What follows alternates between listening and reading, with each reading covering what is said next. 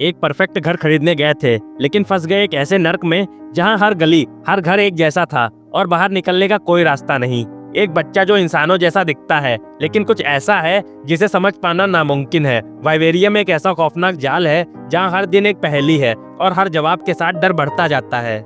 कहानी की शुरुआत में हम एक कोयल को देखते हैं जो कि अपने अंडे को दूसरे चिड़िया के घोंसले में रख रही होती है, और जब उस अंडे से कोयल का बच्चा बाहर निकलता है तो वो बाकी बच्चों को उन्हीं के घोंसले से बाहर फेंक देती है। लेकिन जिस चिड़िया का ये घोंसला है उसे अब तक यह बात पता नहीं कि वो बच्चा उसका नहीं है, इसलिए वो हमेशा उसे खाना खिलाती है। और फिर समय के साथ साथ जब वो बच्चा बड़ा हो जाता है तो चिड़िया को डोमिनेट करने लगता है, क्योंकि वह उससे ज्यादा शक्तिशाली हो चुका है। दोस्तों, आप सोच रहे होंगे कि इस कहानी का मूवी से क्या कनेक्शन है, तो वीडियो को लास्ट तक देखिए और आगे बढ़ने से पहले इस चैनल को सब्सक्राइब करना मत भूलिएगा। ये कहानी है टॉम और जेमा की। ये दोनों गर्लफ्रेंड और बॉयफ्रेंड होते हैं और अभी घर की तलाश कर रहे होते हैं, इसलिए ये लोग एक रियल एस्टेट ब्रोकर के पास जाते हैं जिसका नाम मार्टिन होता है। और मार्टिन उन्हें ये कहता है कि उसके अलावा उन्हें कोई भी सस्ता घर नहीं दिलवा सकता है। मार्टिन की हरकतें इन्हें बहुत ही अजीब लगती है, लेकिन सस्ते घर के चक्कर में वो उसकी हरकतों को नजरअंदाज कर देते हैं। मार्टिन इन्हें एक सोसाइटी में लेकर जाता है। उस सोसाइटी का नाम यंडर रहता है। टॉम और जेमा यहाँ आकर देखते हैं कि सोसाइटी में सारे घर एक जैसे होते हैं और उसके साथ ही साथ सारे रास्ते भी एक जैसे होते हैं। मार्टिन उन्हें हाउस नंबर 9 में लेकर आता है। जब तक टॉम और जेमा कुछ समझ पाते, मार्टिन वहाँ से गायब हो जाता है। तभी ये लोग उसे ढूंढने लगते हैं, लेकिन वे देखते हैं कि गाड़ी भी वहाँ पर नहीं है। एक तो मार्टिन पहले से ही बहुत अजीब तरह से हरकतें कर रहा होता है और अब वो अचानक से गायब हो जाता है। यही सोचकर इन लोग को बहुत ज्यादा डर लगने लगता है, इसलिए दोनों अपनी गाड़ी में बैठते हैं और फिर वहाँ से निकलने लगते हैं। लेकिन बार बार वो लोग हाउस नंबर 9 के पास ही पहुँच जाते हैं। अब उनके पास सिर्फ एक ही रास्ता बचा था कि यह हाउस नंबर 9 के अंदर जाए और वहीं पर आराम करें। फिर ये दोनों घर के अंदर चले जाते हैं और खाने के लिए कुछ ढूंढने लगते हैं। तभी इन्हें शैंपेन की एक बोतल और उसके साथ कुछ स्ट्रॉबेरी मिलते हैं। जब ये लोग स्ट्रॉबेरी खाते हैं तो उन्हें पता चलता है कि यह सिर्फ देखने में स्ट्रॉबेरी जैसी है, लेकिन यह बेस्वाद है। और फिर रात ऐसे ही कट जाती है। सुबह होते ही दोनों वहाँ से निकलने की कोशिश करने लगते हैं। टॉम हाउस नंबर 9 की छत पर जाता है और छत पर आने के बाद वह पूरी तरह से हैरान हो जाता है, क्योंकि यहाँ पर सारे घर एक ही जैसे थे और सारे के सारे रास्ते भी एक जैसे थे। यहाँ से बाहर निकलने का उसे कोई रास्ता नजर नहीं आता। फिर ये दोनों सोचते हैं कि अगर हमें यहाँ से निकलना है तो बिना मुड़े सीधे चलना होगा, तभी हम कुछ समय के बाद यहाँ से बाहर निकल पाएंगे। फिर ये दोनों एकदम सीधे चलने लगते हैं। इनके सामने कुछ भी आता है तो उसे क्रॉस करके बिना मुड़े बस चलते ही जाते हैं। ऐसे ही सुबह से रात हो जाती है और ये दोनों बहुत ज्यादा थक जाते हैं और आराम करने के लिए कोई जगह ढूंढने लगते हैं। तब इनको एक घर में रोशनी नजर आती है और यह दोनों उस घर के अंदर चले जाते हैं। तभी इन्हें पता चलता है कि यह तो वही घर है, यानी कि हाउस नंबर 9। और तभी उन्हें समझ में आता है कि वो किसी बड़ी मुश्किल में फंस चुके हैं। तभी इन्हें दरवाजे पर एक पार्सल रखा हुआ मिलता है जिसमें कुछ खाना और जरूरी चीज है, लेकिन ये दोनों बहुत ही गुस्से में होते हैं, इसलिए उस पार्सल के कार्टन का इस्तेमाल पूरे घर में आग लगाने के लिए करते हैं, क्योंकि वो सोचते हैं कि इसके धुएं को देखने के बाद कोई न कोई उनकी मदद करने के लिए वहाँ पर जरूर आएगा। और ऐसा कुछ भी नहीं होता और बहुत देर इंतजार करने के बाद ये दोनों थककर सो जाते हैं। लेकिन जैसे ही सुबह होती है तो ये दोनों चौंक जाते हैं और देखते हैं कि जिस घर को इन्होंने जलाकर राख कर दिया था वो एकदम पहले जैसा बन चुका है। और इसके साथ ही घर के सामने एक बड़ा सा पार्सल रखा हुआ है। पार्सल के अंदर इन्हें एक छोटा सा बच्चा मिलता है और साथ में एक लेटर भी होता है कि इस बच्चे का पालन पोषण करो और उसके बाद तुम यहाँ से निकल सकते हो। अब इनके पास यही एक आखिरी रास्ता बचा था कि वो इस बच्चे को बड़ा करें और फिर यहाँ से निकल सकें, क्योंकि यहाँ से बाहर जाने की वे सभी कोशिश कर चुके थे।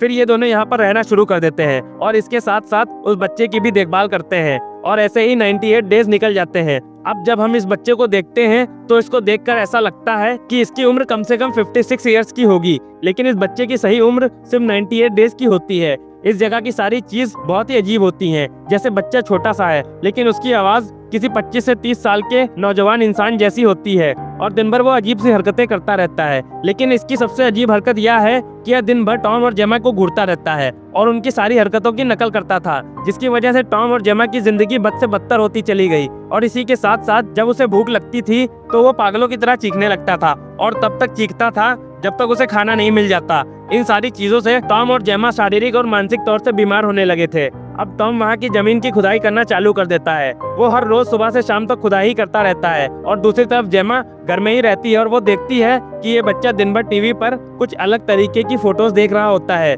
जिससे ये दोनों बहुत ही इरिटेट होने लगते हैं। अब ऐसे ही एक दिन टॉम को उस बच्चे पर बहुत ज्यादा गुस्सा आता है और वो उसे बाहर ले जाकर गाड़ी में बंद कर देता है। लेकिन यह सब देखते ही जेमा की ममता जाग जाती है और वो उस बच्चे को वापस घर में ले आती है। इस घटना के बाद टॉम और जेमा में कुछ दूरियां आ जाती हैं और फिर जेमा अपना पूरा समय उस बच्चे के साथ बिताने लगती है और वहीं दूसरी तरफ टॉम दिन भर बस खुदाई करता रहता है और फिर रात में इस गड्ढे के अंदर ही सो जाता है। समय ऐसे ही बीतता जाता है और थोड़े समय के बाद एक दिन जेमा देखती है कि वो बच्चा घर से कहीं गायब हो चुका है। फिर वो उसे हर तरफ ढूंढने लगती है, लेकिन बहुत देर ढूंढने के बाद वो बच्चा उसे कहीं नहीं मिलता। लेकिन कुछ देर के बाद वो बच्चा खुद वापस आ जाता है, लेकिन उसके हाथ में एक किताब होती है। जब जेमा उस किताब को देखती है तो उसे कुछ भी समझ नहीं आता, लेकिन उसमें वही सब फोटोज बनी होती हैं जिसे वो बच्चा दिन भर टीवी में देखता था। इस किताब में भी वही सारी फोटोज होती हैं और कुछ इंसानों की भी फोटोज होती हैं जिनके गले में बहुत सी अजीब अजीब सी चीज है। अब इन सबको देखने के बाद जेमा को लगता है कि इस बच्चे को कुछ ना कुछ तो जरूर पता है, इसलिए वो उस बच्चे के पास जाती है और कहती है कि तुम्हें यह किताब किसने दी।